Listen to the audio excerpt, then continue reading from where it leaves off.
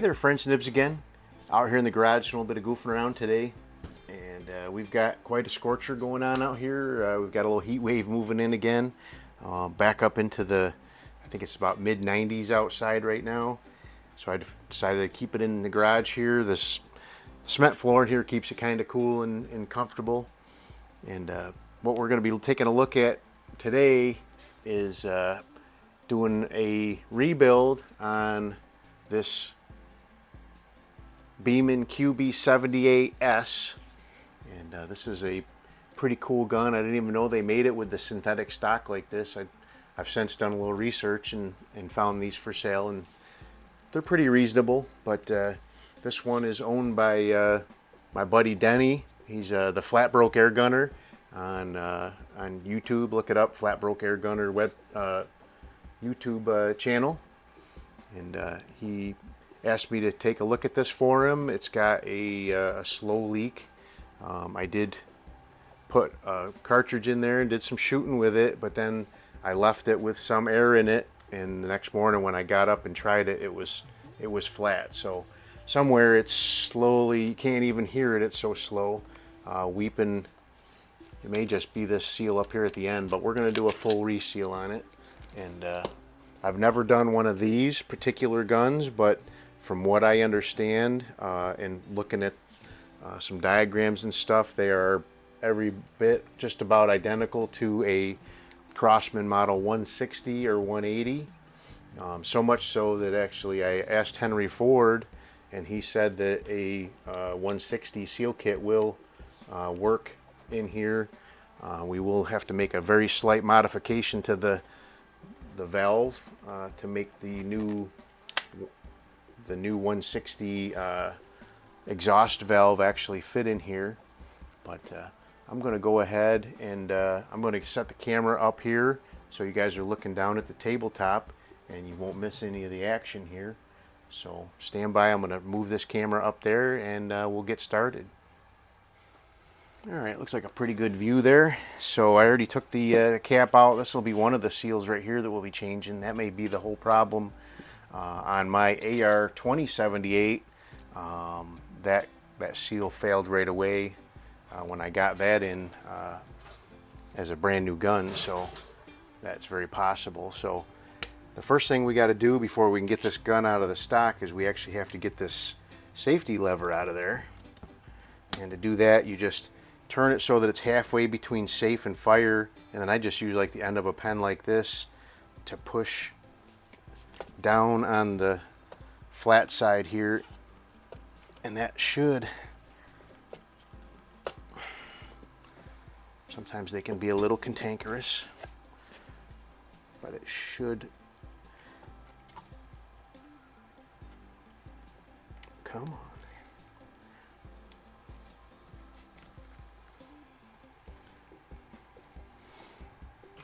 So there's a little plunger in there. Let me see if I can depress that a little bit. There it goes. All right. So there's a little plunger down inside there. We'll have to depress that later to get that the rest of the way out. So that's the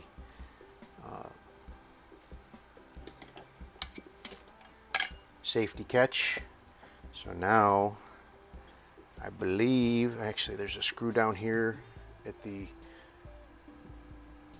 grip end here, and then there's a big screw right here for, I believe both of those have to come out. Like I said, I've not actually done one of these QB78s yet. I have rebuilt a couple of 180s and a 160, and I expect that this will be much the same. These QB78s were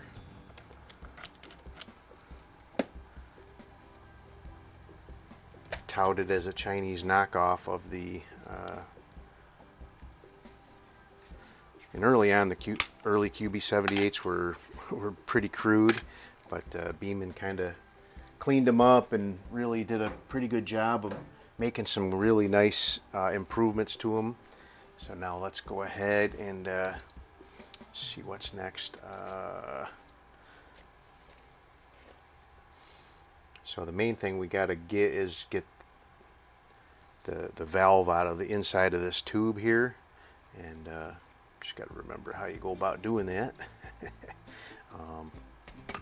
So one of the things that I'm going to take a look at for Denny on this too is, and it's not in bad shape at all, but the do some improvements to the adjustments of the trigger.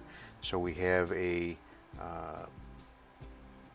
over travel adjustment and a spring tension adjustment, and there's one other adjustment here. What, I don't remember off the top of my head, but so these are really nice and adjustable. So I'm going to go ahead and take off the trigger mechanism for now. I think I need to get that off of there if I remember right.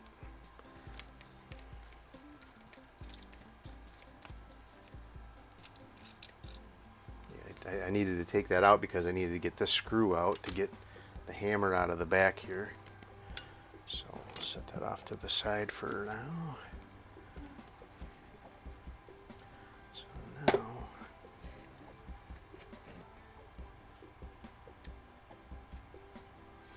that's the end cap where the bolt goes.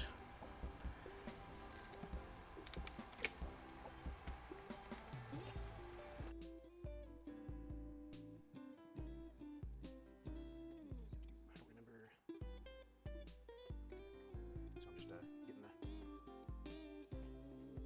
the end cap here coming loose. It was just moved. Oh, there it goes. Okay, we've got the end cap off.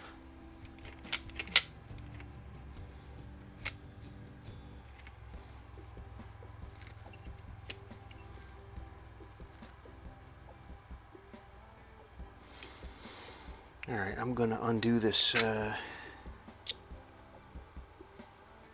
loosen up this barrel band here, and we should be able to hopefully separate the bottom from the top.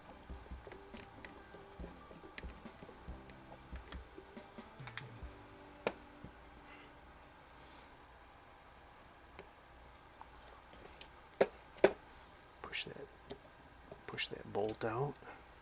So now we should be able to slide this. Yeah, there we go. Slide that barrel band down out of the way. And now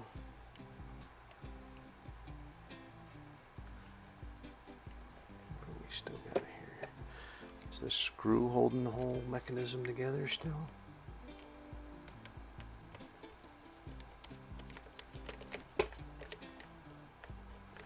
Nope, that's holding the valve in.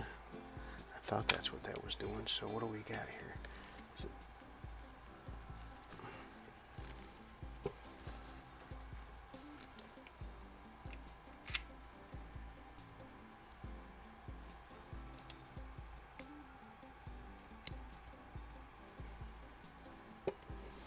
All right.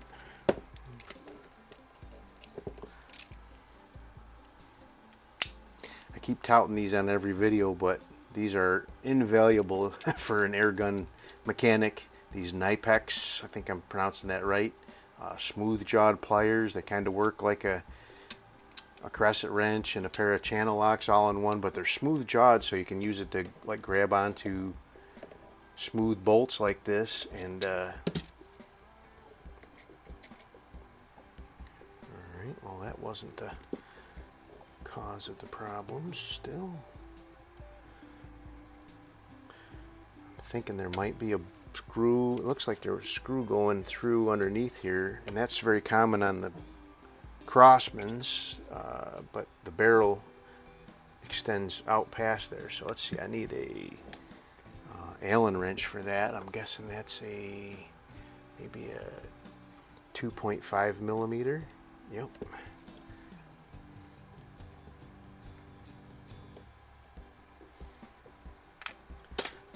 Let's see now if we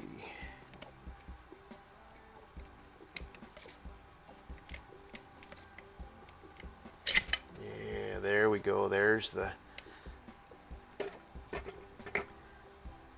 magic ticket right there. So underneath this little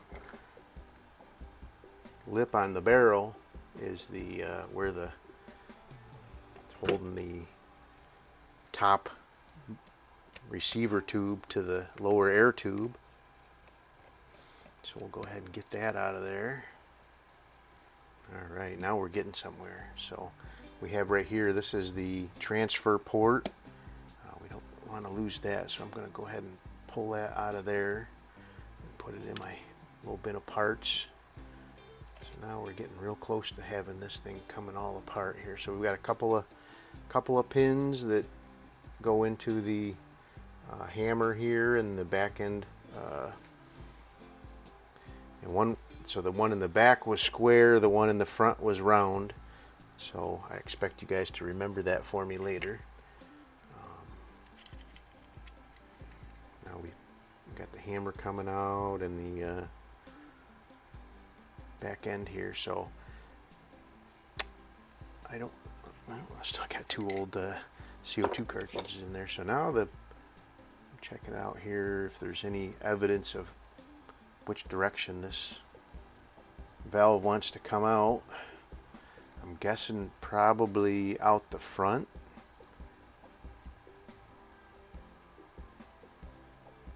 But let me grab that I've learned to use on building several of these guns. Works really well, fits right down in there nicely. But it is just a 3/8. Oh, coming right out. Some of these you have to give them a little bit of coaxing to get them to come out. This one came out really nicely. So there is our valve. And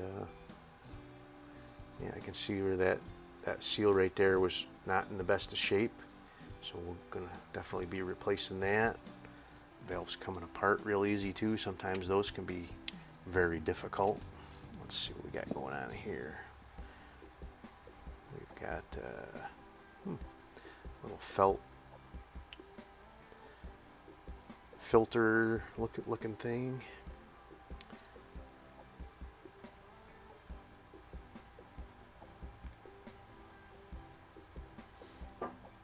So what Henry had told me was, and let's take a look at this and see how close it is here.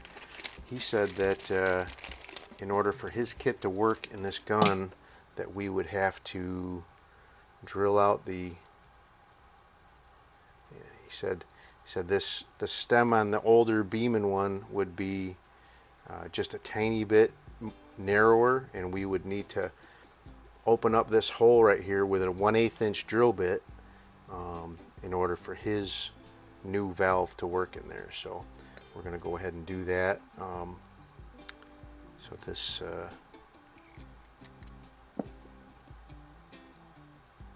is all part of that. Alright, so I am going to cut off the camera for a couple of minutes. I don't want to keep you guys on too awful long. It definitely is already long, but I'm going to clean all these parts up and do that drilling out of this piece, and then I'll bring you back on and we'll install this seal kit and get it all put back together. So stand by. Alrighty friends, I am back. I got everything cleaned up really well, and we're going to go ahead and try to get this guy back together. And hopefully this doesn't end up being an hour-long video. So let's go ahead and I'm going to get rid of this for now. Kind of right in the middle of the way there. So I know that this big rubber O-ring is going to go on the cap there, and it looks like we have two. Why do we have two of those? So he sends a new spring. That's nice to go with the puncture device there.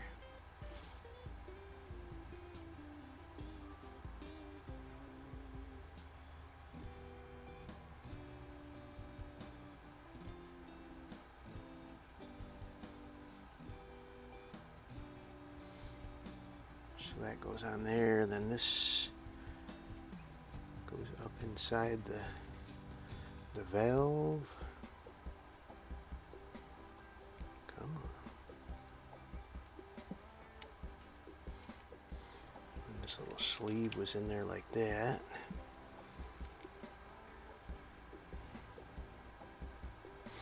So now before we get too far, and let's go ahead and change out this rubber O-ring right here.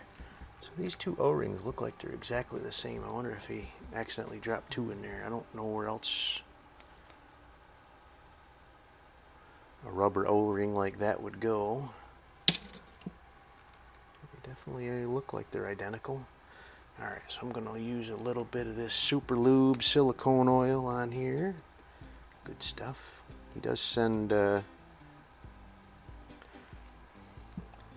bottle of the Crosman Pel oil with each kit.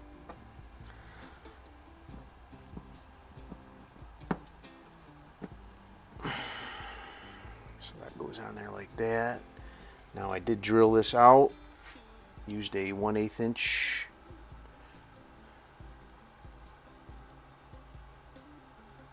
drill bit and did take just a tiny bit of reaming past the 1/8 to actually make it fit down in here. You don't want any binding with this thing at all, or else you won't get your valve release. So there's that. So now we take our two halves of our valve and screw them together. And this just, so there is our puncture.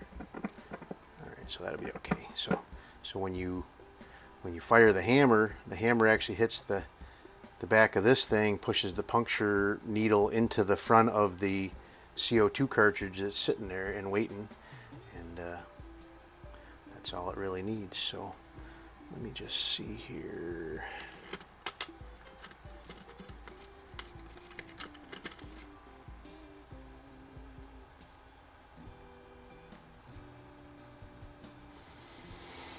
Okay, so now this little gizmo goes on over top. That's what actually lines up back here. So now we need to be paying attention to our orientation here. So this,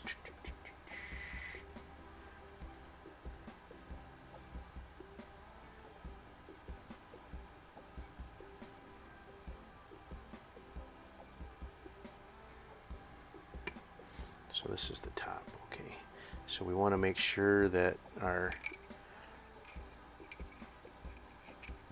so there's two different screws. The big one is in the top. Okay, or we even mess with the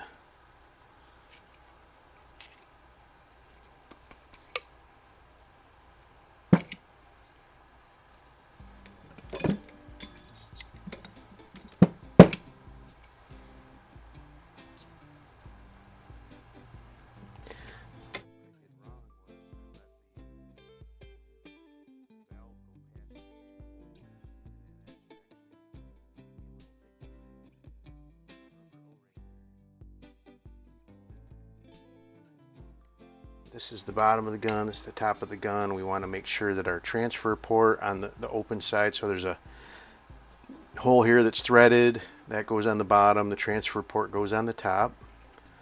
And we're going to start sliding that guy back in there. Nice and snug. We like, snug is good.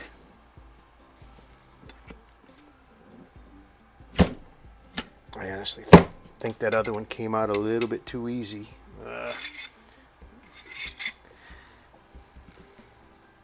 Where's my big screwdriver?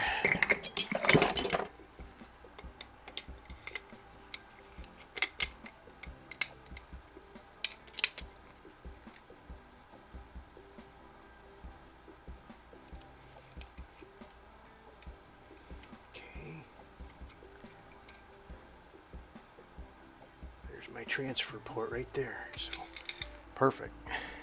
Perfect.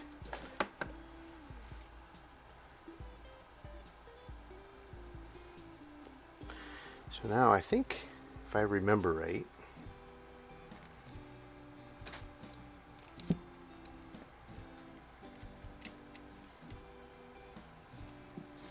right,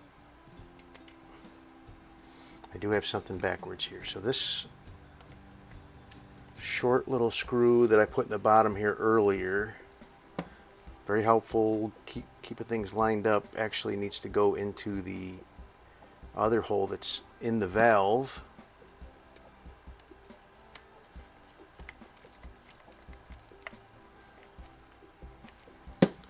then I need to rotate this guy around like that, because this long shaft goes in the bottom here.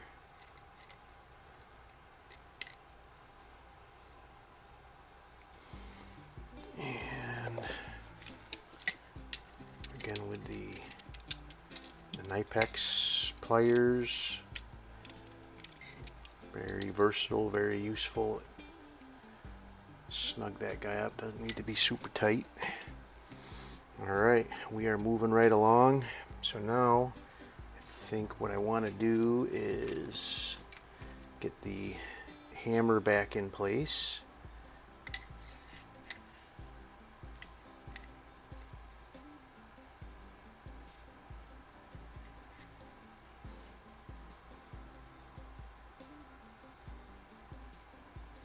So now the hammer, so there's two pins, you remember how they went? There's a roundish one goes in the front, and then a squared off one goes in the back. Don't know why there's a difference, but there's a difference. So now, while we're right here, so there is a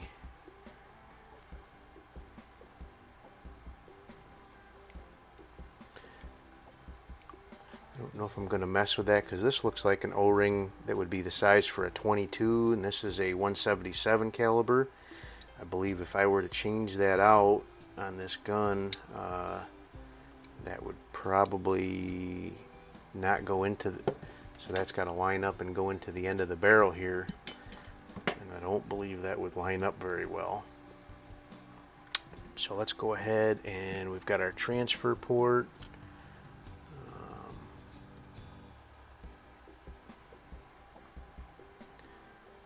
So that's a little different. I'm just going to put our transfer port back in. So this gun was really shooting very well. Just had a very slight air leak, so I don't expect there's going to be a whole ton of problems.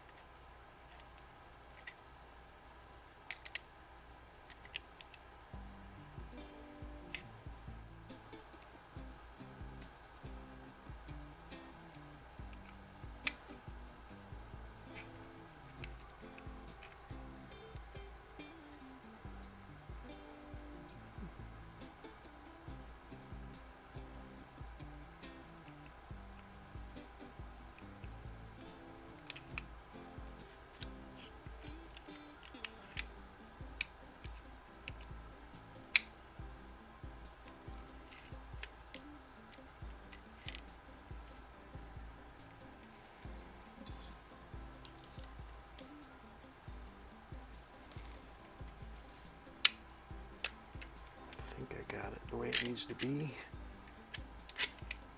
Yep. So there's, it's a very odd arrangement, but the way this works is you open it up and it draws the hammer and the back side of the hammer back, and then the hammer itself would catch on the sear, and then when you push the bolt forward, you're actually pushing there's a back cap of the sear, and it's pushing that forward to actually compress the spring so that the hammer will fire. Alright, so now let's just see where to go.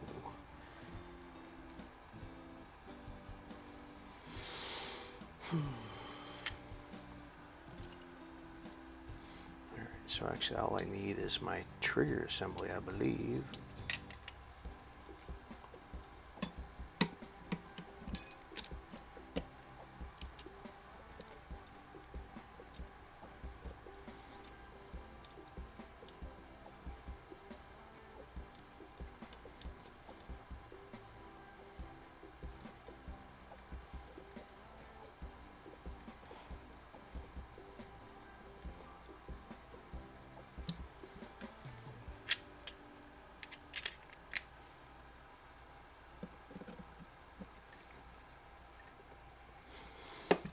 So now, if you pull the hammer back, you hear it kind of click everything, and that brought the hammer back and behind the sear.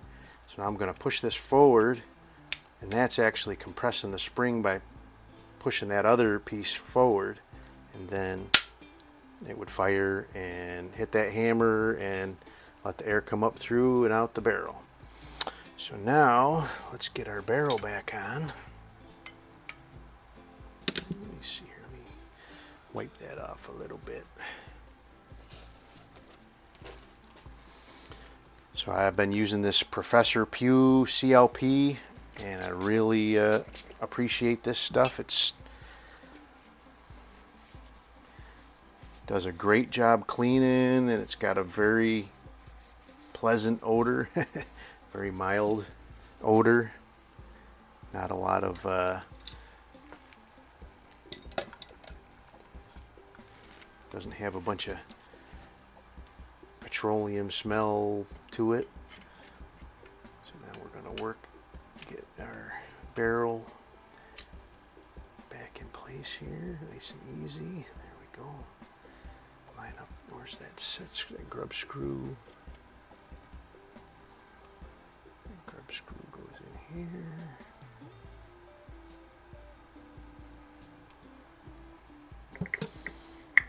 We are getting close.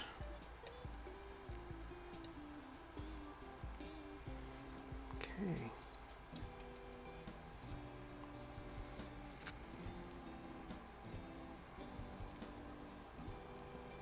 We are getting real close. So let's see now. That seems to be doing well. All right, so now we need to put our O-ring on the CO2 cap here. This looks like the same vintage as the one that went bad on mine. So my AR2078, I bought it new maybe a year ago, but it was a new old stock. It's about two versions old, so it's definitely an older gun.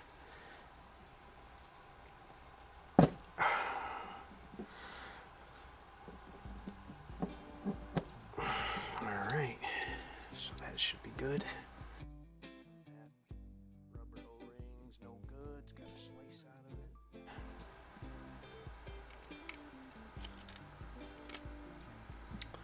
So now we've got this end cap here that needs to go into the back of the gun, and then this little cap here for the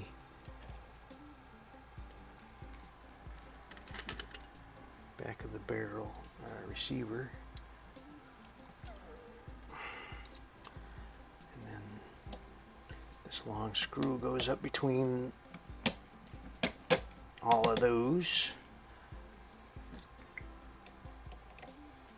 I just want to make sure I keep you guys in frame here. There's a lot going on here.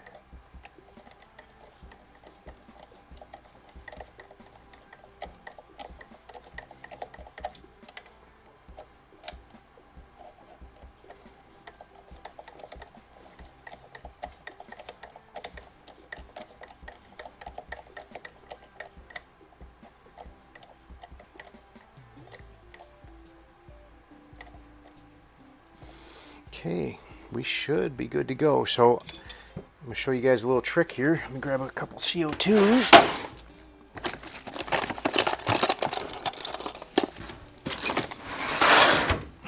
So what we can do, just in case there's something wrong and we have to tear it apart again, and we're not wasting two CO2s, well, let's put this barrel band back on before we get too far down here.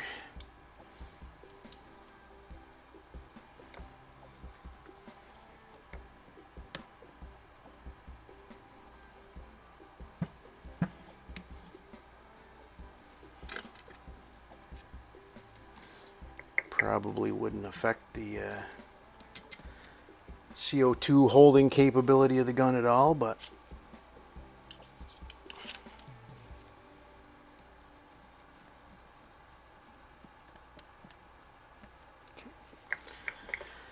So a little trick I learned a while back is you can actually use one dead CO2. So you're going to have, so this usually takes 2 CO2s and they orient in the gun like this. So you won't, if you only want to use one, and you can use this just for regular plinking too, if you're only planning on shooting 10 or 15 shots or 20 shots, just use one CO2 and you're good to go. If you're planning on shooting all day, then you might want to use both of them. But so you take your live one and put a drop of your Pel gun oil on there. Always good to keep a little bit of oil working its way down through the mechanism here. Put that one in first, and then take your dead one with the point up, because normally if you put a live one in there, there is a pin right up here in the end of this that would pierce that one as well after you screw it down. But we're going to go ahead and that's pretty snug.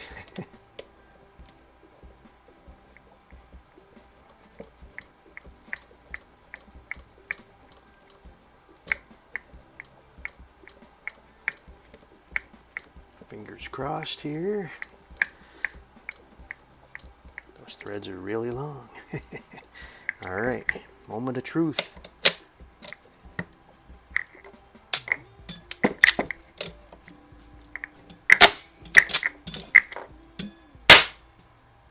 And she's holding air.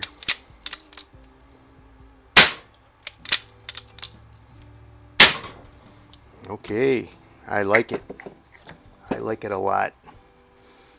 We'll have to let it sit overnight to make sure that it's still going to be holding air tomorrow. All right, let's get the stock back on this guy and we'll take a couple shots with it.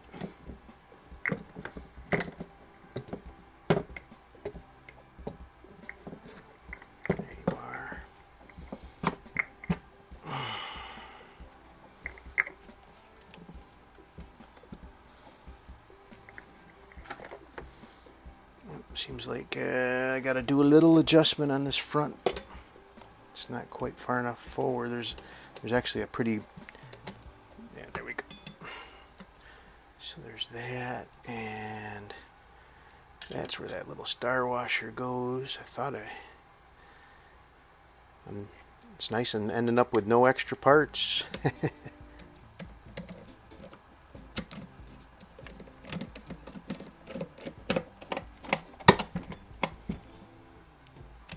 That, and then we got our big old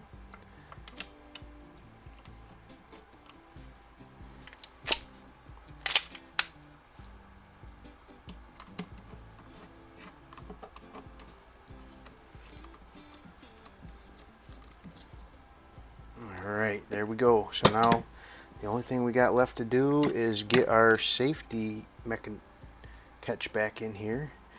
So now there is a little plunger down inside there, and just take a little flat blade or something like that and push that plunger down, and then from the back side get your safety catch coming back in.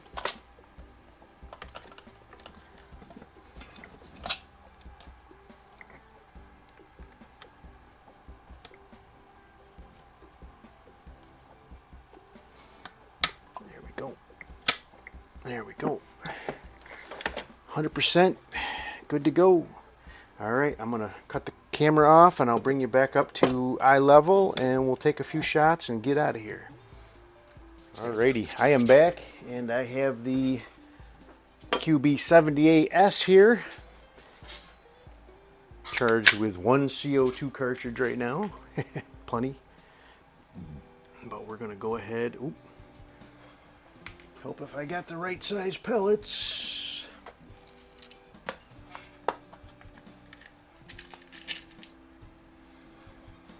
So far it's holding air really well. This is just the rebuild video. I'll do some I'll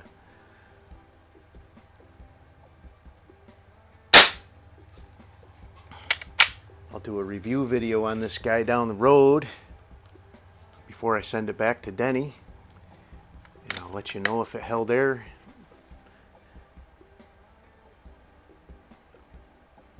As long as it As long as it keeps it in there overnight, I guess that's most I can do, right?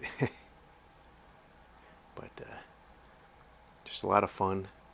I really don't ever want to be in the business of repairing air guns for people, but I don't mind helping friends out.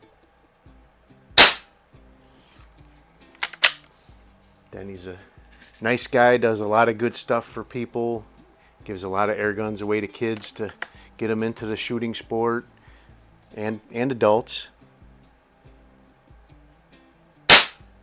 Hitting a little low and right there, but that's no big deal. I'll probably stick a little scope on here just for temporary to do a little plinking with it. Not grouping too bad though. So there you go. Sounds pretty strong.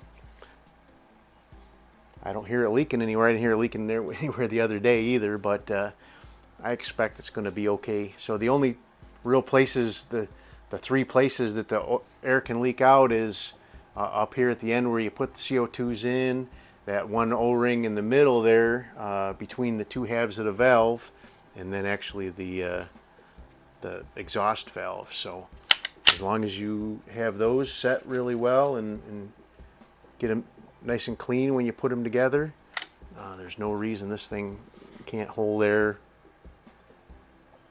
indefinitely. So there you go. That is my rebuild of the QB78S. I'm sure it would apply very well to a QB78 wood version. The only difference is the stock, and this would really apply also to a Crosman model 160. These are actually modeled very closely to that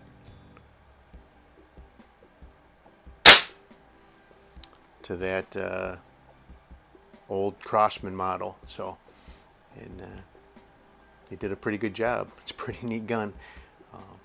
Probably have to get myself a QB78 now. I do have the AR-2078, which is the kind of more target-oriented version of this gun with a globe on the front and a peep sight on the back here. So, but really pretty cool. And I like my Beeman QB Chief. That's pretty awesome too. So that's a PCP version of this gun. So anyway, hope you guys liked the video. Sorry it went so long, but you know, this is the first time I've done one of these. So hope you liked the video. Till next time, have a great day.